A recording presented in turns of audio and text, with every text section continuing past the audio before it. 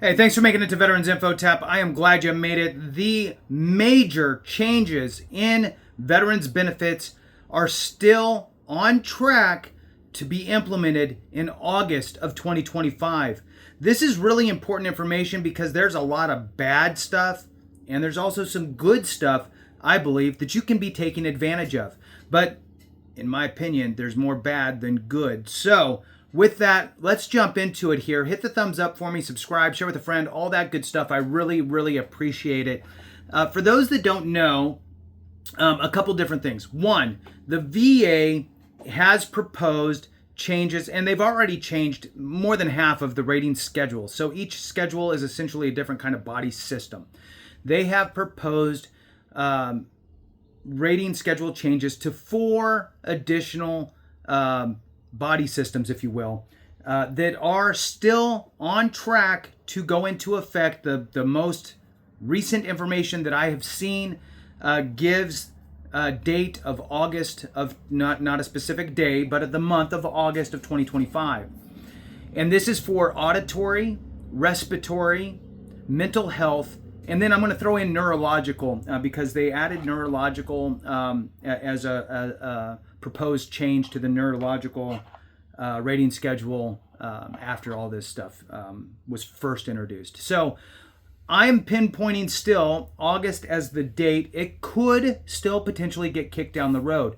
But right now we're in this window of, we're about, if you take all of August and say that it was effective at the end of August, we have about, 75 days until that date from the recording of this video. And what that means, if we look at history here, when the VA changed their most recent, implemented it, the most recent rating schedule change, that was the digestive system rating schedule change. And they gave a notification, a press release, if you will, of a 60-day notice. We have not gotten the 60-day notice yet, but the date is still August. So they haven't kicked the can down the road, and they haven't informed us yet that it's going into effect. The other thing that I want to let you know, if you hadn't seen, is there are many options out there for you to file your claim. You can file it and do it yourself. If you have that capability, good on you, get it done. I'm a fan of a second set of eyes. Maybe do most of it yourself. Go to an accredited rep, have them file it for you so they can peek into the system for you at the VA. Accredited reps at the Veteran Service Officer or Veteran Service Organization level. Free resources for you. Then your other option is swing all the way over and pay 5 or 6 times your increase. Not really the optimal method, in my opinion. So to place something in the middle of that and actually closer to the free side of the house, we have created our own claims coaching organization, if you will, evidence-based VA claims, where we can assist you with the nuances of your specific situation. There's so many different moving parts. If you need assistance, okay, if you don't need assistance, please don't. Go find your free resource that can help you. Try to do it yourself. Do that stuff. If you're hitting brick walls and you're having problems, we have a small team assembled, and we could take on a small number of folks if that's something that you're interested in. It's a one-time fee, small fee, especially compared to the 4, 5, 6 times your monthly increase. It's ridiculous. Check it out. Information's in the description and in the comments. We're here to help. All right, so let's dive back into this. Those rating schedule changes are coming. What are the negative aspects? I'll tell you just the off the head stuff. Then I'm gonna give you their news release that they sent out talking about it. We'll read through that and I'll kind of uncover a little more. So off the top of the head, the negatives are tinnitus as a standalone rateable condition goes away. None. You have no longer the ability to do that once this goes into effect. When is it going into effect? We don't know. Right now, it seems to still be August of 2025. Why is that a big deal? Well, tinnitus is a 10% rating. It's not the end of the world with that 10%, unless you have a 94% total rating and you need 10% more to get you to 95, which would then round to 100. Well, then all of a sudden, tinnitus is a big one if you have it. But you can also hang secondary conditions on your primary service-connected condition. So if you have anxiety or migraine headaches as a result of your service-connected tinnitus, well, then your 10% could turn into a 10%, 30%, and a 50%. Who knows? Depending on your secondary conditions and the severity of them. So that's a negative. Another negative that is huge is sleep apnea. Sleep apnea is proposed to change, and I'll give you the quick example. Today, if you filed for sleep apnea, today, in the middle of June 2025, if you filed today for sleep apnea and you were awarded service connection for your sleep apnea, and you were prescribed a CPAP, for example, to treat your sleep apnea, you would be rated at 50%. Now, the proposed change says, okay, if you were rated on the proposed change rating schedule, they would say, okay, cool, you got sleep apnea service connected. You're prescribed a CPAP. They're going to add another kind of caveat in there. If you are successfully treated with the CPAP, then you get a 0% rating. Now, a 0% is better than nothing, but it pays you nothing. So there's that. So that is a huge blow to folks that have sleep apnea, which is a very common condition that service members are rated for. So there's a lot at stake if you don't file soon. Now, a positive, in my opinion, is the way that they are viewing mental health. What they're going to do is, instead of having mental health like it is today, just a bunch of signs and symptoms and all that stuff, and just running off ratings based on kind of how much it's affecting your overall life, what they're doing is they're taking your whole life in the proposal and they're breaking it into essentially 5 categories, and they're calling them domains. And in those 5 domains, they're going to rate the severity of your mental health in each one of those specific domains. How much are you affected in this domain? How impacted are you in this domain? How impacted are you in this one? Then what they're going to do is they're going to look at those scores and figure out where you fall on the rating schedule. Now, just to give a quick example, the way that they're doing their rating schedule for those domains are a 0 through 4 category. So it's 5, but they're starting with 0. So 0, 1, 2, 3, 4. 0 means no problems at all. 4 means you're completely debilitated in that specific domain. Now, we're going to read through it here in a minute.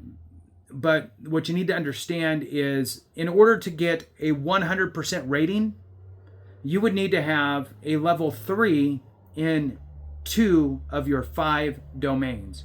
So in 2 of the 5 different domains, if you had a level 3 rating, you would be able to be 100%. Now, my suggestion is you would want to absolutely understand how the rating schedule is going to work, have the conversation with your provider, and go ahead and get everything annotated as it relates to the rating schedule, and have them rank your severity in each one of the 5 domains, and you can clearly read it and go, oh, yeah, I meet the criteria for a 70%, or I meet the criteria for 100, or I meet the criteria for a 50. And I believe that we can see people move from a 30 to a 50, from a 50 to a 70, and from a 70 to a 100%. They're also removing some criteria that really kind of inhibits the ability to reach 100% currently if you are able to work. There's some verbiage in there that says that you must be totally impaired with regard to social and economic adaptability currently. And they're removing that language, and then they're also removing the 0% rating. So for those that are still interested in these major changes that are happening at the VA specific to your disability compensation and filing for disability claims, I'm going to read through the VA's announcement here just to bring you up to speed. It has been a while and I'm still keeping an eye on things. So back when they announced this, it says here, VA proposed changes to the VA schedule for rating disabilities, specifically pertaining to the respiratory, auditory, and mental disorder body systems. Later, they added neurological in that as well. The changes would incorporate medical advancements for treating certain disabilities and modern medical knowledge for more accurately compensating veterans. The rating schedule is used to determine the appropriate level of compensation for each service-connected disability based on the severity of the condition as documented by supporting medical evidence. I'm going to stop there for a second. If you're still hanging on, this is so true, okay? The VA's rating schedule is what is needed in order to really ascertain where you're going to fall on the rating schedule so you can then utilize that information with your provider and have them complete a DBQ, Disability Benefits Questionnaire. This Disability Benefits Questionnaire will outline all of your signs, symptoms, and ailments and what have you as it relates to the rating schedule. If you just give your primary, private doctor a DBQ and have them fill it out without any other explanation, you're not doing yourself any favors. They must understand the rating schedule and incorporate that language into the DBQ. Now, if your doctor can't, won't, doesn't, you can't articulate it to them correctly, utilize AME, American Medical Experts. This is what they do. They provide evidence for VA claims. They understand the VA's rating schedule. They understand what the tool of DBQ is. All right. Anyway, soapbox. Let me get off it. All right. So true. Let's move on here. They talk a little bit more about that. I'm going to get here. All right. So the Veterans Benefits Administration has published this information, obviously, in the Federal Register. And it's, again, respiratory system, ear, nose, and throat conditions, and auditory disorders and mental disorders. Veterans had time to put in public comment. That time has since passed. Now, there's some important stuff here, too. People always worry about, well, what if I'm already rated for that? Don't worry. If you're already rated for it, you are safe. So it says, since these are proposed changes, they will not affect evaluations of any veteran currently receiving compensation for an impacted disability. Instead, this is an opportunity for veterans and the public to comment on these proposed changes. All right, so you can do that. Then some of the proposed changes include modernizing the evaluation criteria for sleep apnea by evaluating it based on the symptoms' responsiveness to treatment, which is what I had mentioned. If symptoms are fully treated by a CPAP machine or other treatment, a veteran would be rated at 0% and not receive compensation. VA will award progressively higher percentage evaluation based upon how symptomatic the condition remains after treatment. This will bring the rating criteria for sleep apnea more closely in line with the stated purpose of the rating schedule, which is to provide evaluations based upon the average impairment of earning capacity. All right. For respiratory conditions, such as asthma and COPD, the proposed rules would slightly lower the requirements for a 100% rating. For tinnitus, the proposed changes would recognize that symptom within the veteran's broader ailment and provide service-connected compensation for tinnitus through the disease to which it is attributed. So basically what they're saying there is, okay, cool, you have tinnitus. That's a symptom of some other condition. We have to figure out what that condition is, and then you, the veteran, have to prove that that condition manifested or as a result of your time in service, manifested during your time in service or as a result of your time in service in some way, which is a harder thing to prove, right? So let's move on. The proposed rules for mental health conditions would increase the minimum disability rating from a 0% to a 10%. The rule would get rid of the dated part of the rating schedule that prevents a veteran from getting 100% rating for mental health condition if they are able to work.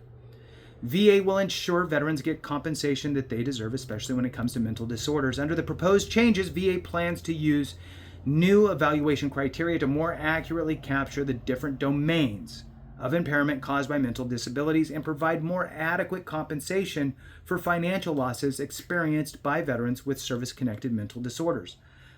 Rather than assigning an evaluation based on the number and types of symptoms present, these changes would evaluate mental disorders based on how impactful the disability is across 5 domains of impairment: cognition, interpersonal interactions and relationships, task completion, life activities and navigating environments, and the last one is self-care. Those are the 5 domains that they're going to look at, and they're going to rate a 0 through 4 in severity, 4 being the most severe, totally impaired. So, this part, again, that I'm going to read here is basically the VA's disclaimer that you are fine. There's nothing that's really called a grandfather clause. It's not. You're not going to find grandfather in any of the VA's text. But this is essentially what it is, right? So it says here, once again, there will be no change to any veteran's current rating based on these proposed changes.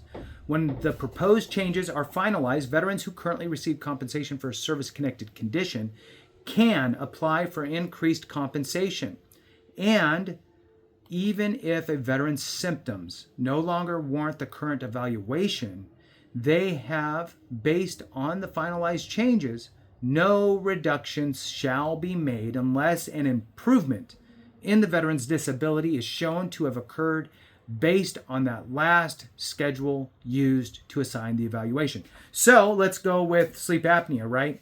So you have sleep apnea today, you get rated today, you have a CPAP, you're rated 50%. The rating schedule change goes into effect and you are treated fine, you feel great with your CPAP, everything is working great, you're successfully treated. You would have been a 0% based on the current rating schedule, but they're not going to do that to you. They're going to keep you on the old rating schedule and you're good to go. If you stay on that CPAP and that's just your life from now on out, you're good. Your rating is your rating, 50%. However, if all of a sudden, hallelujah, you no longer need a CPAP and you no longer require that to be functional, now there's cause for reduction, right? So anyway, with that, thanks for watching. I appreciate you very much. Have a great one. And remember, if we don't take care of each other, something went wrong.